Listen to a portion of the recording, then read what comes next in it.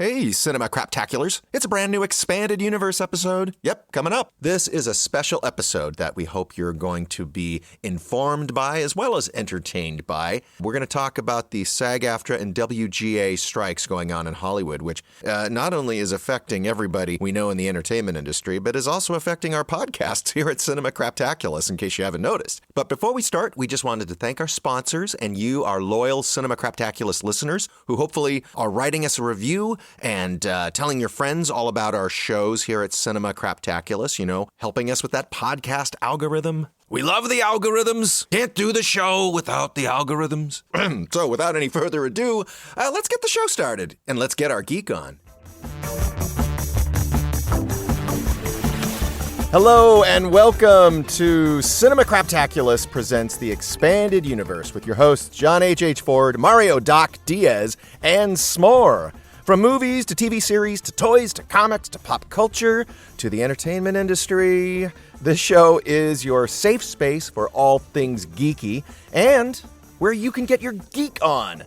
This is John H. speaking, and with me as always is my geektacular co-host, S'more. S'more, we don't have Doc again. He is recused himself. I think he's on some sort of weird protest because we bagged a Nolan, and he has a deep, passionate, almost inappropriate love for Nolan. Oh my gosh, Doc loves Christopher Nolan. He's probably watching Oppenheimer for the fifth time. I think he is, and I just think we deeply offended him with our Nolan hate. Actually, it's reverse, and anybody that knows Doc would know that, but we like taking the piss out of him. Well, this is an episode, we haven't had a show for a while. In fact, Cinema Craptaculus in general, the whole channel has been a little dark, and with good reason, because we are a podcast that primarily reviews movies and TV series and talks about movies and TV series. And, things are a little funky right now. A little bit. The entertainment industry is, as George Clooney and others have said, at an inflection point with not one, but two of the top unions in showbiz, the Writers Guild of America and the Screen Actors Guild, both on strike for fairer wages, residuals, practices, and protections.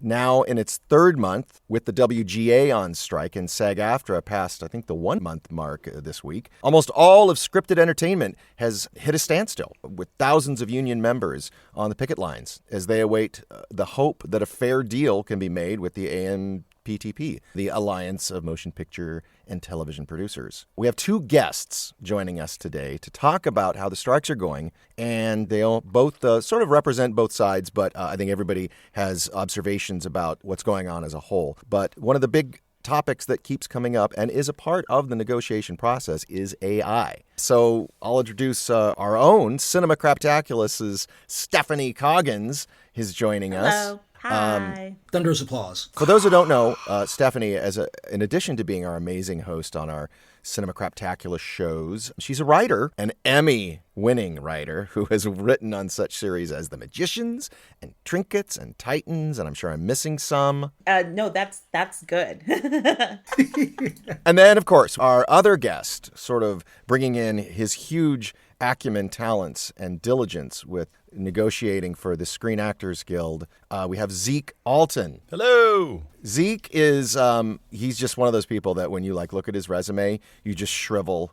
You shrivel with embarrassment and envy because he's like voiceover god, actor on camera. He's done TV and movies. He's a former Navy test pilot, and he is in there for SAG-AFTRA members right now, fighting the good fight, doing talk shows and panels and interviews for newspapers and other entertainment sources to fight the good fight. So welcome, Zeke. Nice to be here. Thanks for having me. Hello. I guess, just starting out, I just wanted to sort of see how you guys are feeling right now. We're, again, 3 months into the writer's strikes, Stephanie, and a month into the SAG-AFTRA strike. So if you guys want to just jump in and just see how are you guys feeling? Yeah, well, it's interesting we're doing this show today because over the weekend there was an overture from AMPTP towards WGA, and we are in the negotiation process once again after a long delay, thanks in no part to the AMPTP not really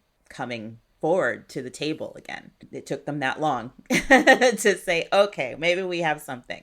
So we'll see. We're just waiting. Nothing's been determined, decided, finalized, none of that. This is the opening of that conversation, reopening of that conversation after over 100 days. So we're hopeful. I'm hopeful. But in the meantime, our resolve is very strong.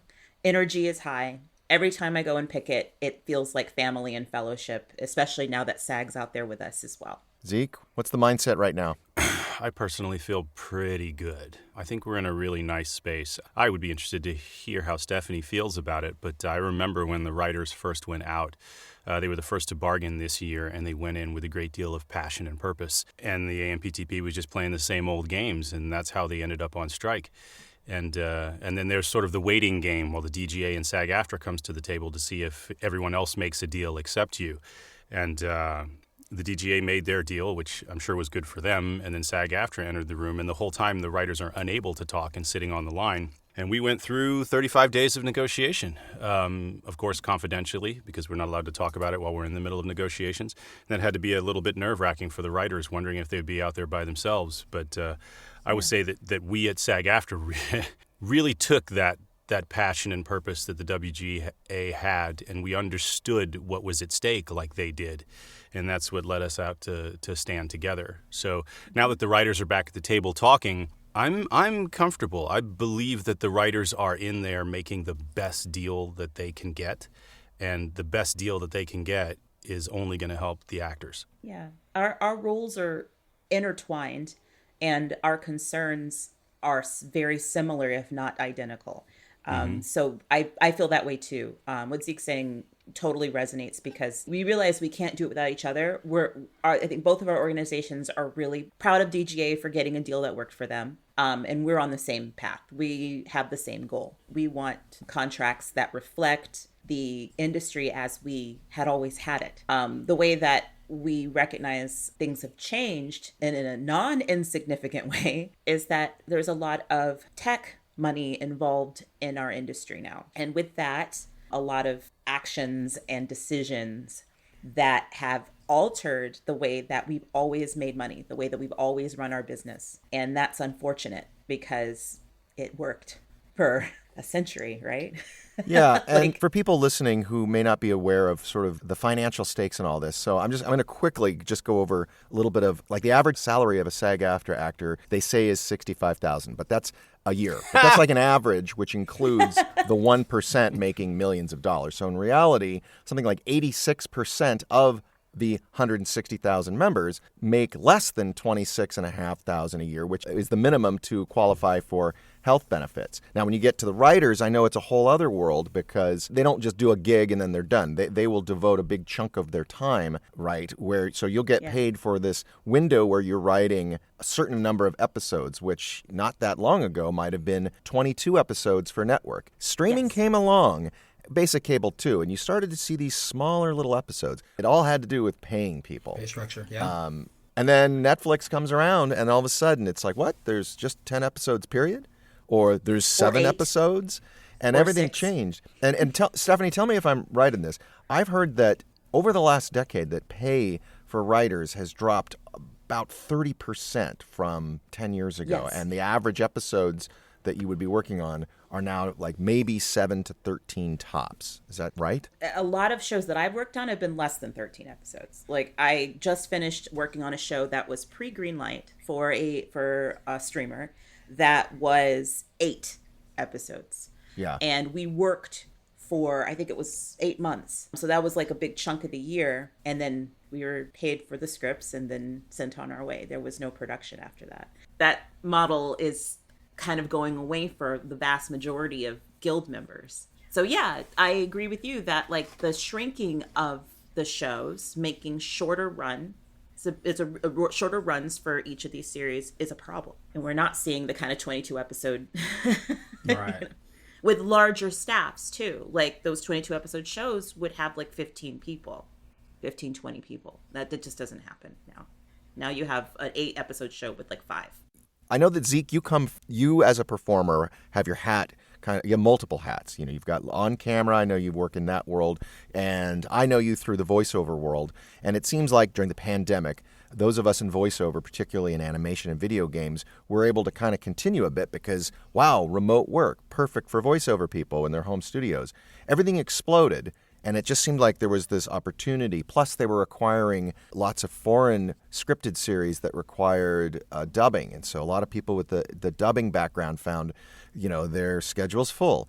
And then there was a contraction. Did you see like this thing started to shrink like maybe about a year ago, or what's sort of your perspective on the work? I didn't see a contraction realistically until the writer's strike. Things were sort of going gangbusters. The dubbing world has really exploded in the union. It went from 5 years ago having maybe 12 dubs to something like 1,000 this year. I'm not 100% sure on the numbers, but it's a massive explosion of live action dubbing because they really want to get talented actors to do it because dubbing is hard.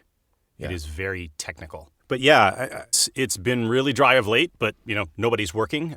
Even the contracts that are not struck, there's just not a great deal of content being made, none on camera, almost none on camera, and then it's really reduced in the voiceover world. You see a lot of people on the strike lines that seem to be everything from the journeyman actor to people who, because there is still work. You can do commercials. There's soap operas you can still do. But the people on the strike, there's a lot of people who you see some big stars and then you see some folks that are kind of hand to mouth. Do you feel that there is solidarity, or do you think there's a little bit of, there's still that inequity? Because like we talked about the wages, there are people that honestly don't need to strike because they've got enough residuals still coming in, or they have enough saved, or they made so much in what they do.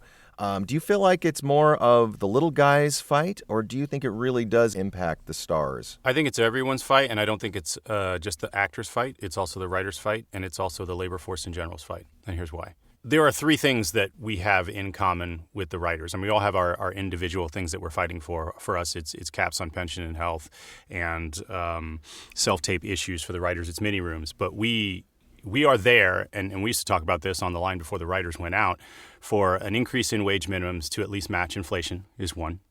For a portion of streaming revenue, that's two. And here's the big one, is protection against the artificial intelligent algorithms. They're not really artificially intelligent. They're just algorithms, what we would define as narrow AI, that looks to basically displace all of us.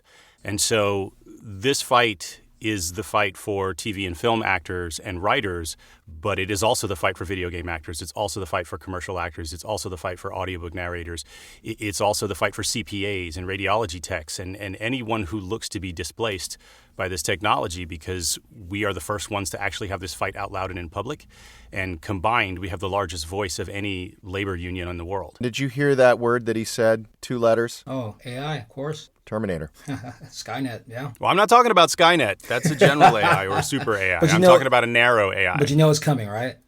I wanted to say AI to like the end of the conversation, like it would be this sort of like, speaking of AI, but I feel like it's just too huge a topic to just sort of hold off on. And Zeke, you were just at Comic-Con recently. You did a main panel in one of the halls, and I think you were on Screen Rant. You might have done others.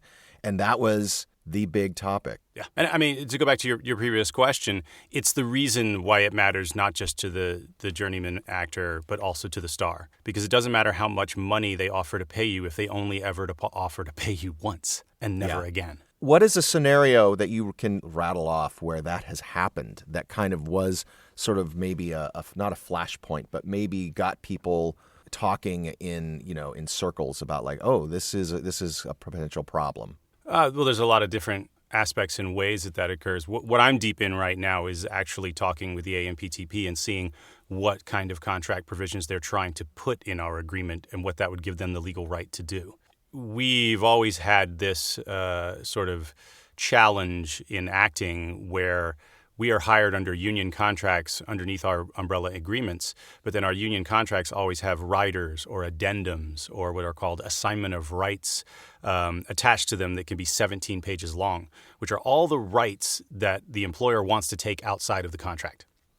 And within those documents, they like to take the rights to your voice and likeness in perpetuity throughout the universe and so on and so forth, which has always been okay within the selected project. But now they want those rights to use not only in the single project, but in franchises of that project or in any project. And the use of those rights has changed with technology. So now it's not just you use the performance I did on camera.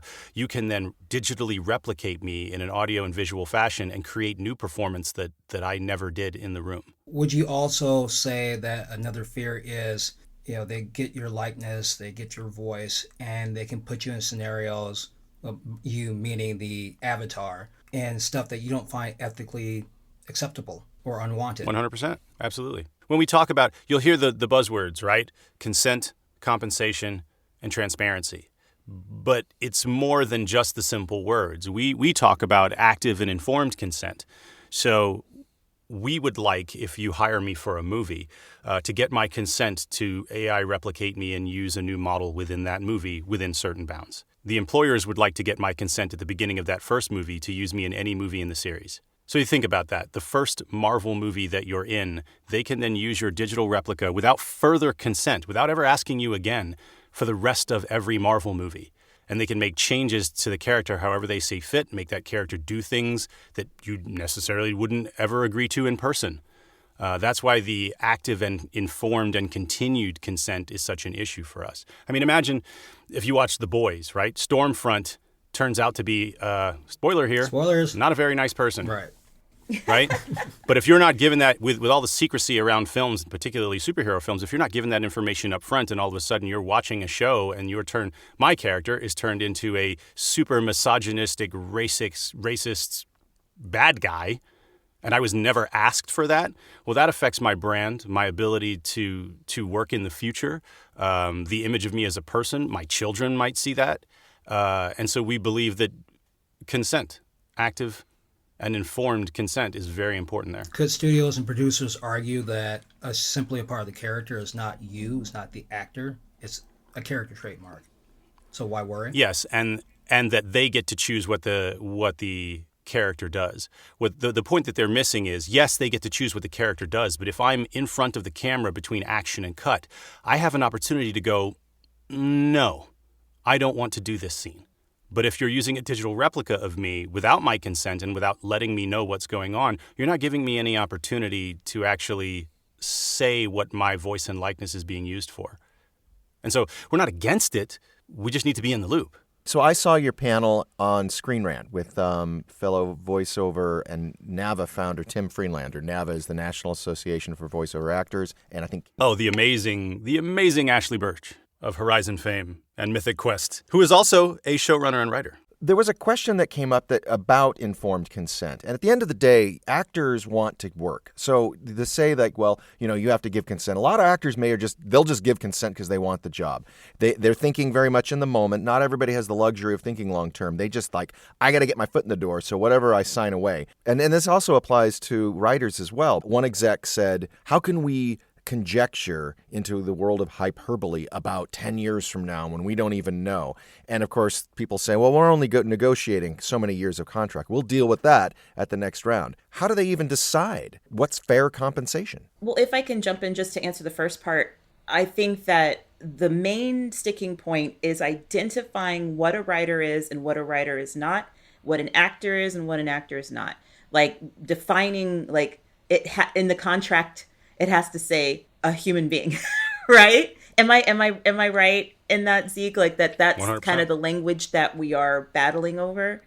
Just identifying who the people are, who you are paying to do this work, and making it part of the deal that a writer or writing staff can't be a computer or a program or a logarithm. It has to be a human being. No, it makes sense. Yeah, Absolutely. When you define who is credited for the creation of work, you define who is being paid for it. And so if you credit the machine, well, the money goes back to the company. But the machine is not actually aware of what it's making, and it cannot look back and appreciate what it made. So it's not creating. All it is an algorithm that's crunching up old stuff and piecing it together as new stuff. You need a human being in there to add the art to it, to add the creation to it. And so we both stand on the principle that human being should be credited with the performance or the writing. That's another big reality of AI, is that they don't really acknowledge, what Zeke, what you were saying earlier about acknowledging what this is it's not artificial intelligence, really. Like, it is taking things that already exist that I created, words that I wrote, and making an avatar of Zeke say those words in a different format. And it sounds very basic and gross, and it is. Yeah. But that is something that can't escape us in this conversation, that this is just robbery and reuse. That's all it is. Do you think it's possible to go back in a few layers of this onion that we've unpeeled in these conversations? Because at the core of it really has been a point of contention against the streamers. And when I say streamers, there's also parent companies of those streamers that also own networks. Netflix is the only one that is just the streamer. But Netflix is also the one that created this whole new paradigm that upended a model that worked for everybody back in the day where there was ad revenue, but there were also more avenues for revenue, such as Blu-rays and physical media. And as things started to go more digital into streaming, and then a streaming service comes along, it felt like those doors of creative accounting that were always there in Hollywood for the last 100 years, those doors just became vaults, it felt like. Do you feel that these negotiations are going to somehow break through to say, look, we need transparency because it's the only way our unions can know if we're getting residuals fairly? Or do you think that these streamers are going to do everything they can to kind of keep that sorcery hid? Because if it got out exactly how much money was really being pocketed versus what is coming in, because at the end of the day, they still have investors that demand a bit of transparency. How much did you spend? How much are we making? What's my ROI? But do you feel like this is going to kind of force these people to be more transparent, or are they just going to come up with a number that the unions will just agree to get paid? It's why we're on strike. I can speak to it with respect to the streaming revenue proposal that the SAG-AFTRA put on the table. Because when this first started, we made the mistake of not getting transparency into the machine. We have been left not knowing what the numbers are. And so we don't know what we should get paid, and we're just getting paid what they tell us, like taking their word for it, I guess. Yes. So because they were completely unwilling to give us that data, we went out and found a third party, Parrot Analytics, who looks at that data and makes an objective third-party calculation to see what each different project is worth, and that's the basis upon which our streaming revenue proposal is set. Now, they object to that. First, they called into question, the accuracy of Parrot's data until we pointed out that it's a company that all of the AMPTP companies contract. It's their company; they use it. Then they just crossed their arms and held their breath and said, "We don't wanna." And so that's kind of where we are right now. And our response to that was, well, look, we brought you a third-party independent that you have signed off on for the data. If you're not willing to use them to base a streaming revenue proposal on it, then give us your data. So the ball is in their court to decide, do they want it third-party or do they want to give it themselves? But they're going to give it. That's why we're on strike. Where do you guys feel that this is taking the average sort of person in the industry right now? Because I think the longest that the writer's strike in 2007 and 8 went was about 4 months, correct me if I'm wrong, and we're also about 2 months away from the end of the fiscal year. A lot of budgets don't even get greenlit until October. So there may be seasons that they may just say, well, we're not even going to make decisions over until October. I'm not saying that the strikes won't get ended by then. It just means that maybe new projects won't come up. But do you guys feel that support is still there by people who aren't in the unions? I'm talking about everybody who may be in a union but not in those unions. I'm talking about IATSE and the people that are costumers, the production people. Do you feel like that solidarity is still there, or do you feel there's a little bit of the longer this goes on, we might lose folks? I'm sensing there is a lot of solidarity across the board. And even people who aren't even in the industry see our fight and understand it speaks to the greater labor movement that's going on in our country right now. So I'm seeing a lot of support. That's my perspective. And as far as the language and as far as the message that's getting out, yes, there have been some people who admit to being afraid. They're fearful of what it's going to look like at the end of the summer, going into the end of the year. But I think that everybody understands who's really responsible for that. if I'm being real here, as much as they want to spin it and make it sound like, oh, the people on strike are ruining it, I think everybody knows why we're on strike and why this is something that it can't wait.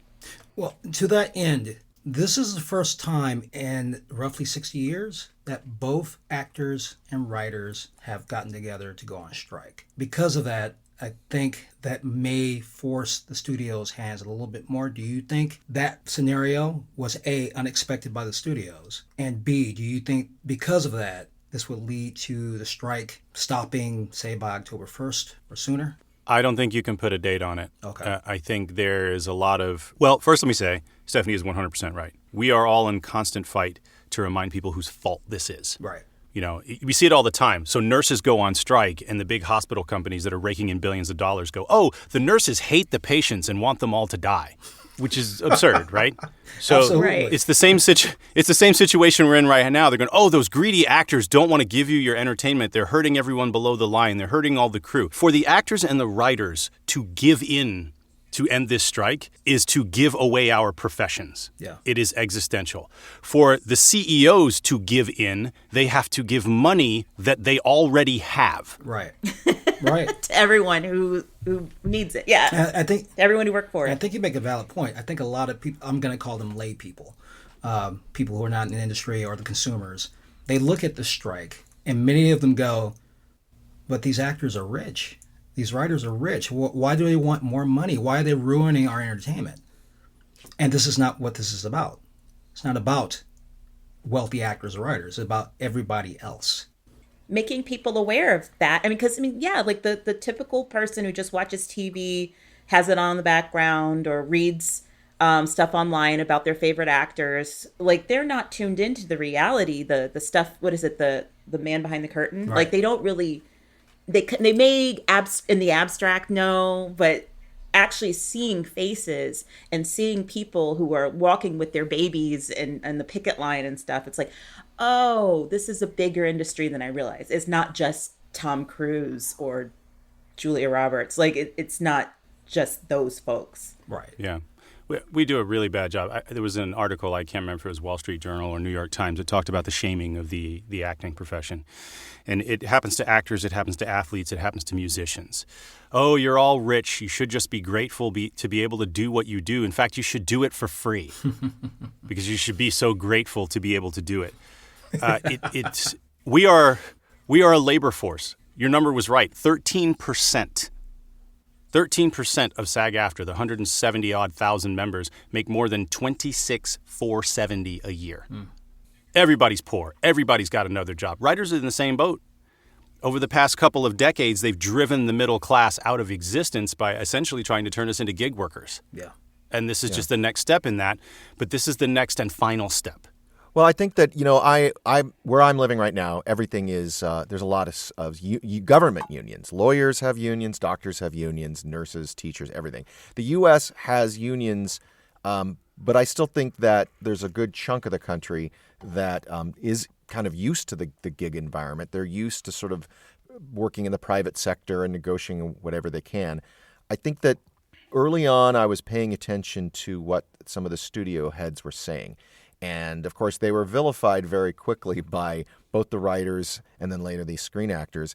And it came in, people posting memes of what Bob Iger's and David Zaslav's salaries are and what CEOs now make, 300 times more than the lowest paid, whatever, but it used to be. And I think people hear that and they can sort of make their own assumptions about how that would translate to their life if they were in the shoes of you guys. When I saw the look on the face of the interviewer who was talking to Zeke and Tim and Ashley, and one of you brought up, right now, the technology exists to take your 20 seconds of you speaking and throwing it into an app that literally you see advertised on YouTube videos to, make your video better, your marketing video quicker.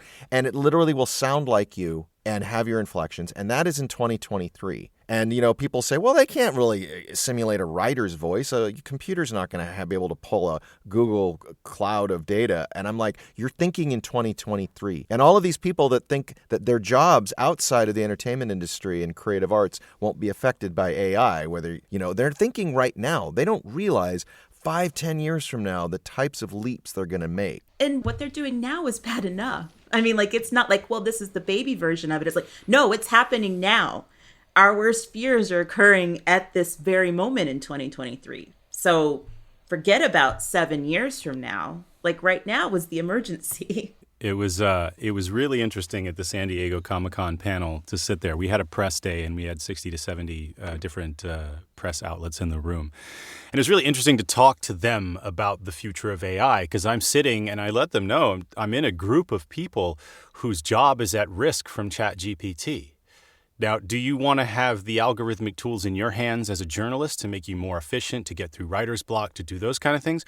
Or do you want to have these tools in the hands of an executive who does not have that journalistic creativity, who will actively replace you to save money? And then all the things that you used to write are now just written by a machine. This affects every labor force. Like I said, we're just the first two up to the mic right now. Literally. Yeah, that's a great point. And I think there are other people in the industry. There are a lot of people who don't get residuals, who are in unions. And I read some of those comments on the trade boards, the entertainment trades.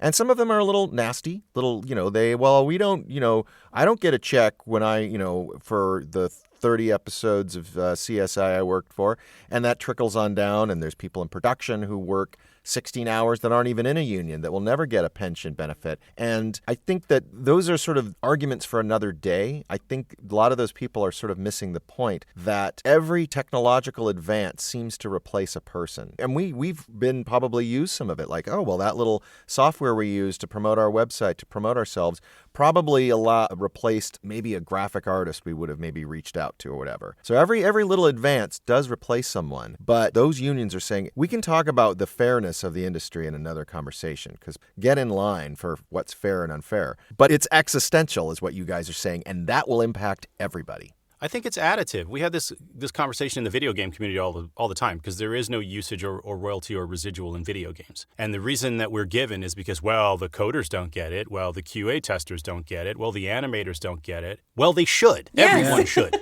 Yeah. Everyone who is part of a creation should share in the revenue of that creation. What's bizarre, and what we keep pointing out is, look, Bob Iger, I'm sure he's a really smart guy, but he can't make a movie. He can't write it. He can't act in it. He can't edit it. He can't direct it. He can't do any of those things. So he needs us. We can get together with the way the technology is set up today, the democratization of it and the cheapness of it, then maybe we're at that point where we start writing the movies and acting in the movies and directing the movies and just leaving the rich people up in Idaho at their retreat, because we don't need them nearly as much as they need us. Yep. In these negotiations, I think what that no one really is bringing up is the changing dynamic of who that consumer is, and that the studios might just be being practical because they have kids. They know that their kids aren't watching the TV shows or paying money to go to the movies. They're on TikTok and YouTube. And if they watch something, maybe they're watching anime that's imported from another country, which uses voice actors. But maybe these studios, I think that there's a lot more fear. I mean, the entertainment industry has always been, based on fear in some way, but I think they're a little more scared than they let on. And I don't know if that fear is something that should be shared or should be pushed back against. What do you guys think? Well, to interject real quick, sorry, Zeke, and this is actually directed towards you. You said something that I thought was very profound. People like Bob Iger can't make a movie. They can't write it. They can't edit it. They can only greenlight a project. Do you think somewhere in those conversations, executives are painfully aware of that, and now these tools exist, AI, ChatGPT, deepfakes, whatnot, so that these executives can take more control in that process? In other words, do they want to make the industry made to order like fast food? It's like, we need a movie, we need a sequel to, say, The Avengers. We don't have these actors anymore. We have the tools to basically create it ourselves, edit it ourselves, and put it out there ourselves, save tons of money, and collect all the profits. Yes, they do. Because I think Fran called them robber barons, which is true. These word. Executives, we're not working with Walt Disney. We're not working with the Warner Brothers anymore. Fran pointed out to them, there was a money printing machine in Hollywood, and you broke it. And now Hollywood is run by venture capitalists and publicly traded firms, and these CEOs are not creatives. Now, a lot of the people that work for them are. The producers, a lot of our employers are part of the creative process and understand that. But the people holding the money strings are simply doing a cost-benefit analysis of time, schedule, and quality, right? And for them, it's all about the number. And unfortunately, if they get what they want, which is to do that replacement and give us the regurgitative garbage where nothing is new, by the time we get there, and we realize that that's not the entertainment, that's not the art that we want and need, it's a little too late. Because actors and writers, you have to farm them. You don't just pull someone off the street and make them. It takes many, many years to develop that sense, the ability to write. It's different for single cam than it is for multicam, than it is for an hour-long drama. Same with acting. And so if you don't cultivate that farm and grow those writers and actors, by the time you realize you need them, they're not there anymore. And I think there's some issue on the producer side because a lot of the creative producers understand that, but the people that they're working for with all of the money and who care about the share price just don't get it. And they're looking to make as much money as fast as possible, burn it down if they need to, and then they'll just move on. Yeah, that's perfectly stated. And to make it more specific from my perspective, what I've seen and experienced, to your point about cultivating new talent, from the writer's side of things, one of the biggest arguments we have also is just making sure that we can go to set, making sure that writers can be to be involved in the process of making the show that we're spending all of this effort and energy to generate. And, through writing and through envisioning, and a lot of the time they're not allowing any of the newer writers or people who are further down the ladder to even participate. So you can see where they value us in the grand scheme of things. I mean, as the people who they depend on to write and create these worlds that I guess Junior is going to go see with his friends this weekend, they really don't care about involving us. That's that's a big warning sign there. Stephanie, to that point, do you think the goal of all this new technology and what executives are trying to accomplish, do you think the end game is to perfect the system so that professional writers can be simply eliminated? Yes. That's the scares the way you say that. It's just like both of you answered that with yes. Certain. Yes. It's no secret. They're not doing a very good job of hiding that. Do you think that could be accomplished? However. Yeah, they ideally at this stage, they believe it can be accomplished. We're not going to let them. But the ideal situation for them is to hire a writer and let that writer use an AI program to make an entire 13 episode season. The end. Wow. They pay one person. Wow. And if they only have 500 shows, that's 500 people. I mean, they may have less than that. Probably less. I may be wrong, Yes. and they're also not interested in sharing the revenue of those shows with that writer. They hire that writer once and then say goodbye to them, which means all of those writers, even though they are the only writers left, actually have to have other jobs because this would be their hobby. Wow. I fear that it just takes one A-lister to say, you know what, I just like music artists are doing, they sell their catalog, they're for millions of dollars. Bands are like, I'm kind of at that age where I'm not going to tour anymore. Let's just sell it. You could get someone doing that. Harrison Ford or somebody could say, I'm going to sell my... And then it sort of opens up this barn door. So when they're saying we don't want to do that or we need to have regulations around that, I think that those sort of famous people do make a difference. But I also see that people aren't being complacent. Maybe that's just what surfaces up the top of the social media world. But I'm seeing people still, 3 months in, a month in, full of fire in their belly. I just want to say congrats for keeping that. Do you think you can sustain it? But what do you guys have to say to sort of your fellow writers and actors and people out there who might be starting to feel a little discouraged, for lack of a better word? Well, one, you've been trained for this. They killed the middle class, which is why you all have second jobs. So you've trained for this to happen. And two, you don't have a choice. I don't have a choice. If you give, you might as well go work at Walmart anyway. So you might as well fight. I agree. I think that we are well equipped to support each other in this fight. We have lots of resources. WGA has an entertainment fund that we set up at the beginning of our strike that people can donate to in order to support those strikers who need additional funds for whatever, because a lot of people have families. A lot of people are taking care of elderly parents, that kind of thing. They need food on the table. So the fund is set up for that. And I think in general, like we get, for our guild, we receive newsletters every week, multiple times, just telling us like what's going well, like interviews with people on the line. It's just a really nice, like I said, a family and fellowship vibe. So we are going to be there for each other, like no matter what, however long this lasts. So as far as keeping up the, what's the word I'm thinking of, our energy Momentum. and our stamina, I think, yes, we are well equipped, just like Zeke said. I'd like to say that SAG-AFTRA has been historically not been great at communicating with its membership or the world at large, but we have really taken a cue from the playbook of the WGA about how to message and how to keep our folks informed. And so we're going to do the same thing. So all people have to do is listen and the information will be coming. So people like me, layman, I know there is no formal boycott or anything like that of the studios and the streamers. How do we help? Do we also boycott these streamers? Do we stop watching these programs? Do we send a message saying that until you guys treat your creatives fairly, we will no longer participate in these shows, going to these movies? I don't think either, well, I know that neither union is asking for a boycott at this point. That may be something that comes later, and again, that messaging will come crystal clear from WGA and SAG-AFTRA. I think the best thing that the layperson can do is educate themselves about the reality of the situation we're in. Understand the technology and the speed of maturation. Understand that what you think about the entertainment industry is not the reality, and we are, in fact, a labor force, and that we represent the canary in the coal mine of what's going to happen to every other labor force in this country and in the world. And so it deserves paying attention to. We're in the spotlight often. Nice. And literally. Someone said that the writers and the actors are probably where the UAW were with the auto industry in the early 70s. And unions held, and some of them thrived, but there were concessions, of course. So real quick, Stephanie, we always say this of our guests. I was going to say, what are you working on? But I don't want you to get in trouble. Working on the picket line. Yeah, That's right. where I'm There working. we go. Stephanie, where can people follow you so that we can, keep in touch with how you're doing and where you are with the pickets and your peers? Where can we follow you?